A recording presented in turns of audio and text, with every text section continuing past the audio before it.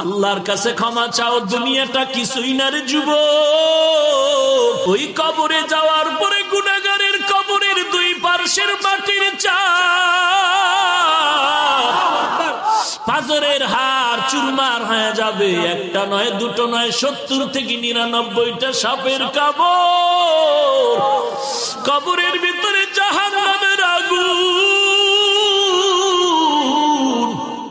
এরে বান্দা, এখনো কি আল্লাহর রাস্তায় ফিরে আসবি না?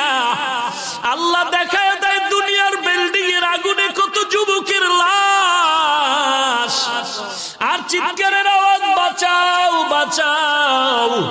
একটু চিন্তা করে দেখ, যখন আগুন লাগছিল শরীরের মধ্যে তখন ওদের কেমন লাগছিল, অবস্থাটা কেমন হয়েছিল। ওরা যখন আগুনের মধ্যে সবাই জানালা দিয়ে হাত দিয়ে কয়, কে আছো আমাদের বাঁচাও।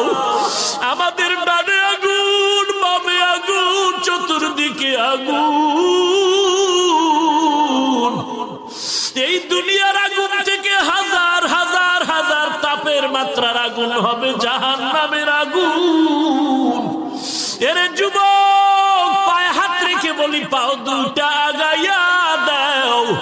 আমি তোর পায়ে ধরে বলি, আর গুনাহ করিস না রে যুবক, আর গুনার পথে যাইও না। নামাজ পড়ো, পর্দা করো, মা বাবার খেদমত করো, আল্লাহ ওয়ালাদের দোয়া নিয়ে চলো। আল্লাহর কাছে ক্ষমা চাও, দুনিয়াটা কিছুই না রে যুবক। পায়ে হাত রেখে বলি, এই যে বন্যা হয়ে গেল কয়েকদিন আগে, কত মানুষ বন্যায় মরে গেল। ঢাকার শহরে গাড়ির উপরে গাছ পড়লো, গাছে আঘাতে গাড়ির মধ্যে মানুষ মরে গেল। এরে বান্দা, এখান থেকে ঘরে যাওয়ার কোনো গ্যারান্টি নাই। আবার রাত্রেবেলা ঘুমাবি, ভোরবেলা উঠার কোনো গ্যারান্টি নাই। পায়ে হাত রেখে বলি, রে বাবা, তোর মতো যুবক স্কুলে পড়ে নামাজ ছাড়ে না, তুমি কেন পারবা না?